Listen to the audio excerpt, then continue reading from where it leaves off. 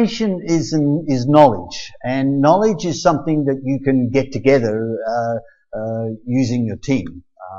And that's why I said earlier to you, never attempt to do a presentation all by yourself. Make sure you have people around you that you can help. Now, I talk about putting a team together. Now, when I'm talking about that, I mean you need to make sure that you're able to go through your presentation, especially so that you understand what it is that you're trying to, what information you're trying to pass on to your participants.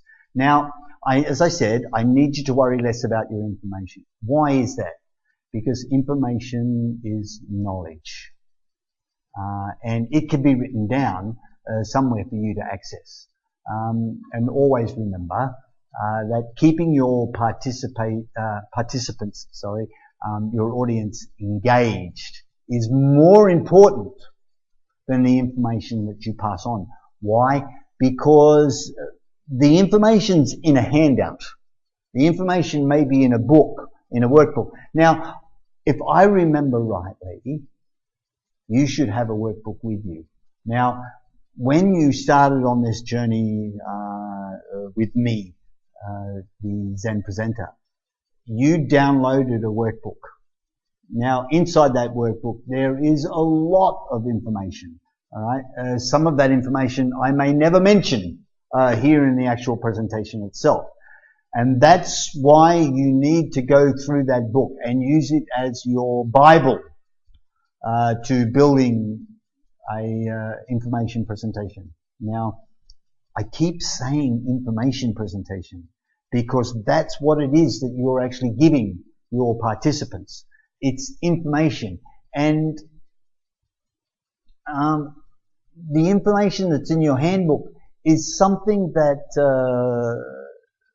your participants can read and flick through as they're following you in the presentation, because you're talking to their brain's heart.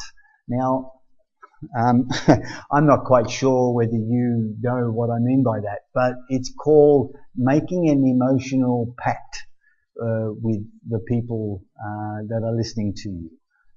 And no matter what you think at the time, or whatever it is that you think about, whatever you're thinking about when you start out, every artist will tell you that you need to create a storyboard about what you're about to talk about, and always use emotions. Now, those emotions could be things like laughter, sorrow, anger, and if you like, because you're the center of attention in your presentation, you can throw in a little bit of envy. Now, emotions are important. Now, why? Why do you think emotions would be important? Emotions are important because they create a bond. No, don't tell them that your cat died. Please don't tell them that. It can throw a spanner right into your works. And please, never tell them how it happened. Sometimes it can get quite gory. But there's a golden rule as a presenter. There's a very, very big golden rule, and that is never lie.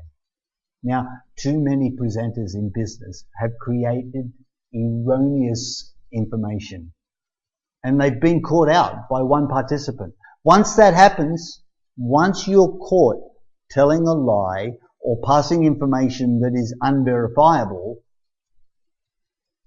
all of a sudden, none of your participants are listening to you anymore. You've lost them. Now, if you're trying to sell something to them, you will not make one sale. If you're trying to market an idea to the board of directors or to people within your group, then all of a sudden they're no longer there with you. They're off doing something else. So never forget that we live in an era of Google search and smartphones.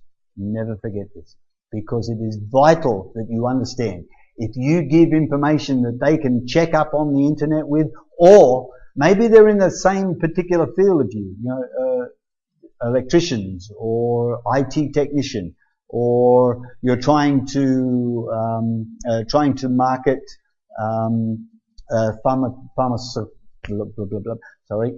pharmacological drugs to a hospital. Now, it's done by companies every single day.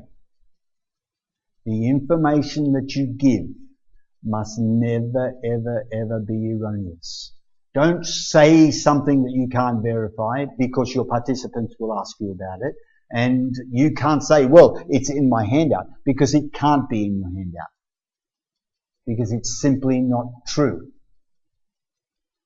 Now, a lot of doctors, a lot of students, a lot of lecturers, and home buyers, and people looking for a specific type of product, always do their research before they come to a presentation, especially when it comes to marketing. They will know a lot about what it is that you're about to talk about before they even arrive. Use that by creating that bond. Now, I said before that laughter is the greatest bond. Sorrow becomes a very good bond after that. Whatever you do, don't apologize for anything. Don't say that this is going to be this or that is going to be that. Or please excuse that this presentation is long and the information is hard to understand. It's not true. If they've come to the presentation, they've come to watch you deliver the information to them on a subject that they're well versed in, or they want to learn more about. But never forget, and I keep saying this, and it's so very, very important, never forget that we live in an era of Google search and smartphones.